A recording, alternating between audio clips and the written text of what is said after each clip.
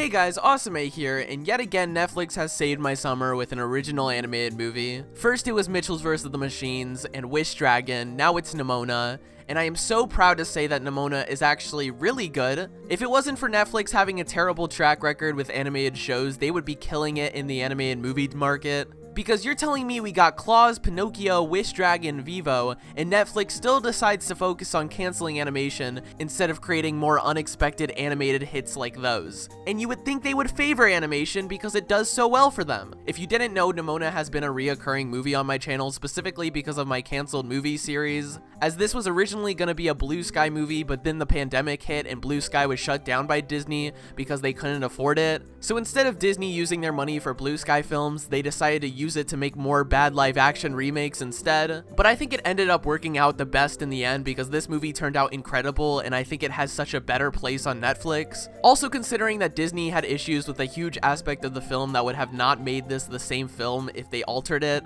And I love how this movie can now be a successful screw you to Disney. We needed that so badly right now. Their egos have been too high. I can't tell you how much I'm relieved to finally have a canceled project actually be finished and pulled off by everyone who believed in it, which cannot be said the same for a ton of other scrapped projects. And as soon as this trailer came out, I was fully on board, although the trailer was not that great in my opinion, and I was kinda worried the animation was not gonna look finished, but we'll get into that. I also just don't understand why Netflix waits like 1 month to promote their original movies. I understand and get that most of the momentum for Netflix movies comes after the movie is actually released. Like Mitchell's vs. the Machines, for example, blew up insanely because of solely just word of mouth and TikTok. But you would think as they start having more successful animated movies under their belt, they would at least maybe give 2 months in advance. Is that too much to ask for? Like personally, I need a lot of time to digest my hype for something and plan out my all-nighter to watch it, and 1 month is just not cutting it. But enough ranting, let's get into my short review on Blue Sky's but now Netflix's animated original, Nimona,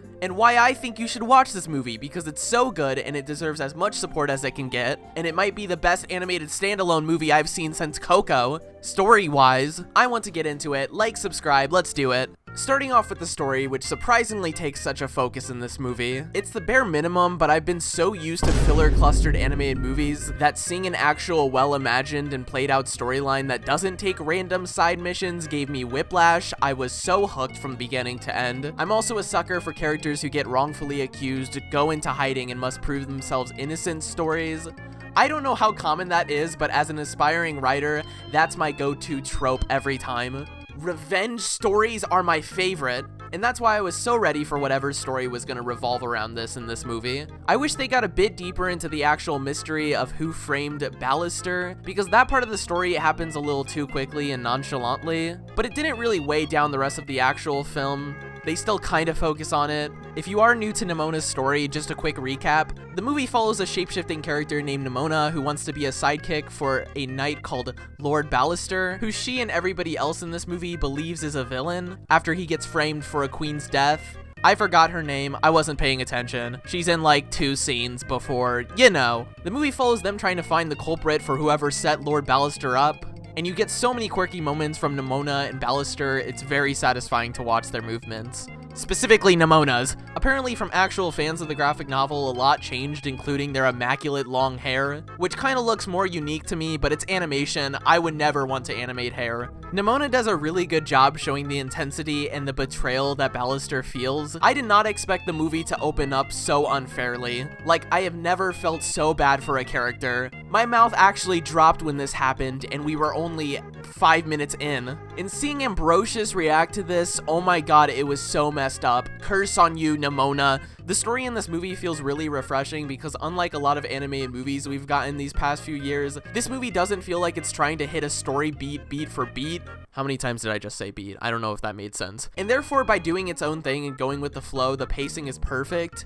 It's been a while where I've watched a movie and just felt part of the story, and this movie did that. Unlike a Pixar or an Illumination movie, I had a lot less predictions on the way things were gonna play out, and it made for one of the funnest watches I've had in a while. There were a lot of moments in this movie where I felt like things could have gone wrong or the story was gonna become boring, and that the character motivations were gonna make me mad, but that thankfully didn't happen. For example, I was really worried they were gonna make Lord Ballister's love interest a permanent bad guy for the rest of the film, and I would have hated that so much just because I loved their sweet supporting dynamic towards each other. But thankfully they don't turn him into a one-dimensional character after Lord Ballister gets framed. There were so many moments I was worried Ambrosius wasn't gonna take Ballister's side or believe him, and it had me stressed. But they did an incredible job keeping that dynamic in a very personal stage, instead of making Ambrosius the enemy as soon as Ballister did something wrong.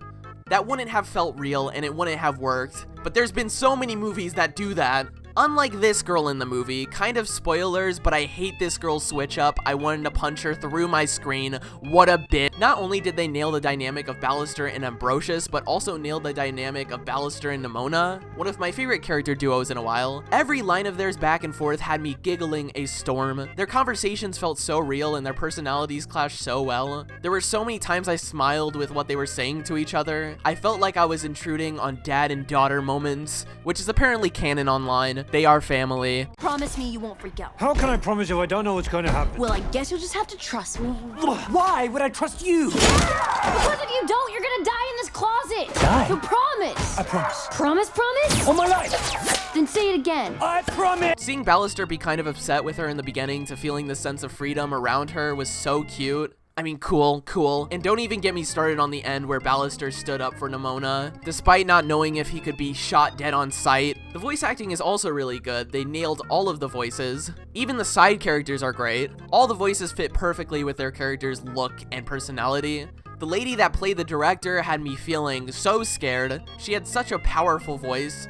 Although as a villain, she's kind of generic. But that might just be because I'm not super into king or queen characters. They're kind of boring to me. And Chloe Grace Moretz is so good as Nimona, I almost forgot it was Chloe Grace Moretz towards the second half of this film. She's so good at playing a quirky and annoying but still likable character, and now I'm wondering why she hasn't done more voice acting roles. Also, considering she was going to be the voice in the Blue Sky version as well, I'm glad they still kept that and continued it to the Netflix version. I genuinely want to know how much was changed when they switched over to Netflix. I'm wondering if it was already halfway finished and they just kept going with it, or did they have to redo things to fit Netflix's requirements? How did that work? Did they just continue where they left off with Blue Sky? I want to know. Next, of course, I have to get into the animation. This was a movie in the recent animated lineup where I was expecting another big different animation style like we've been seeing recently.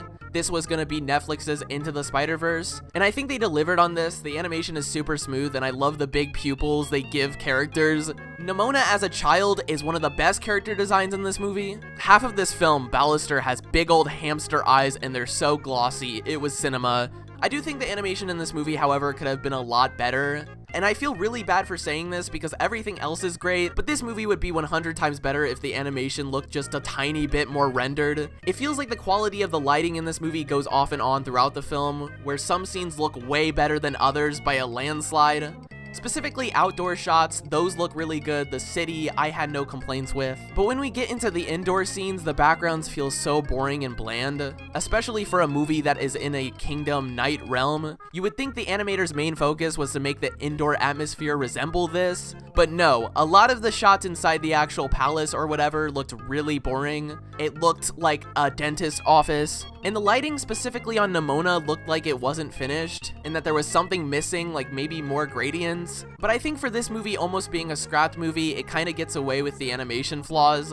Maybe they had a set deadline. I'm just glad it was able to come out at all. Even if it doesn't look as pleasing as maybe Mitchell's vs. the Machines, it makes up for it by having a way better and entertaining story. I don't know why I'm comparing those two movies. They're totally different. But it's always easier for me to review movies if I compare them to other movies. I don't know why. Just go with it. So personally, in this scenario, I'd rather have kinda lackluster animation than a terrible, boring story I don't want to sit through. I think the best part of this movie is its emotional moments. This movie thrives the most in its metaphors and sad moments. Like, I love when movies can make me feel things. I sometimes rewatch Inside Out just to feel the pain of Bing Bong's death. It makes me feel alive. And oh my gosh, was I not expecting how emotional and sad this movie was gonna make me. It explores Nimona's backstory so creatively and doesn't try to convince you to feel bad for her, but instead simply shows what she went through. I don't feel forced to be sad like some other movies, but the atmosphere, the betrayal, and the music behind these sad scenes had me on the verge of exploding. It was timed so well, and the metaphors are very well done and not too in your face. The movie uses colors to its advantage to explore these scenes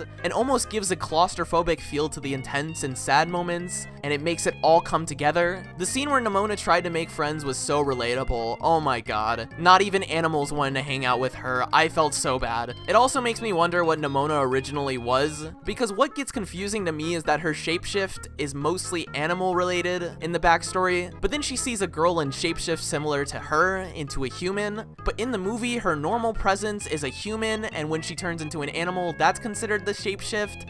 So I'm confused. Does she shapeshift into animals or shapeshifts into a human and was an animal? What was she originally? That's what I'm wondering. Of course, I have to talk about the saddest part, the ending. The metaphor of Galorith and people's outlook on those who are different from them is so good. The pacing was so good, it will definitely connect to people. It's a story metaphor we so needed right now in this day and age. It really touches on society. And this part alone just looks so good. It feels like a spiritual video game. It feels like that game I forgot the name of where you blink and it changes to a new moment in your life. I love this color choice. I did think quite a bit of the last act felt kind of rushed, definitely when the director was going to turn on everybody. That could have been a little more spaced out and better timed. The ending is the only real disappointing part of this movie. It's so predictable and plays it safe compared to the rest of the movie not playing it safe. And it kind of made me not like the movie overall, but then I took a step back and forgave it. I'm not gonna let it ruin my love for everything before it. Also, I love the part where Nimona comes back in the end. It felt like the end scene to Monsters, Inc., but I think that also could have been a bit slower. For being an hour and 40 minutes, things happen a little too fast for my taste. And I wasn't gonna mention it, but some of the music I didn't like. It didn't really fit the intensity of some of the moments. I wanted some legendary boss video game villain music, but in the end, it was way more enjoyable than if the movie was slower rather than fast. The overdramatic and fast pacing does help to push Nimona's personality and that ADHD side of her, but some things would have hit more if they made them longer, mostly just the ending and some of the moments with Ampharis and Ballister. Oh, and Nimona's actual introduction in the movie happens a little too fast. I wish we had gotten a tiny bit more time with just Ballister and what his life is like after being framed before we get to Nimona, but those cons are very much excusable. This movie is too good to complain anymore about. And that wraps up my thoughts on Nimona. My score for this movie will be an 8.5 out of 10. I think I gave the Mario movie a 7 out of 10, which I don't get. So if I'm making my scores based on that video, this movie is an 11 out of 10. I didn't have plans at first to do a review on this movie because I didn't think too many people would care compared to me reviewing a blockbuster animated movie. But this movie ended up being a lot better than I expected, and with recent box office duds like Elemental and Ruby Gillman, I had to whip this up. This movie has a perfect place to branch off and just do its own thing. And with movies that go on Netflix, I don't have to waste my time going to a movie theater to maybe like a movie or not. Now, I wouldn't say Nimona is as visually different and pleasing as some of these other movies that we've gotten and are getting that also may have a bigger budget, but it does a great job converting the graphic novel's stylistic charm to the movie.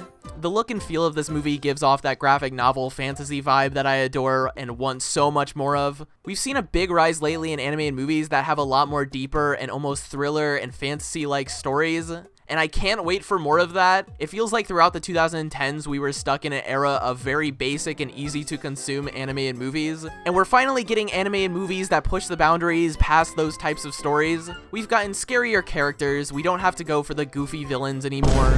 We're getting almost live action level fight sequences, and boy is it a good time to be an animated movie fan. Until of course we get Trolls 3 in December, but I'm gonna appreciate the uniqueness we have now. Make sure to like and subscribe and let me know your thoughts on this movie. Did you like it? What did you not like?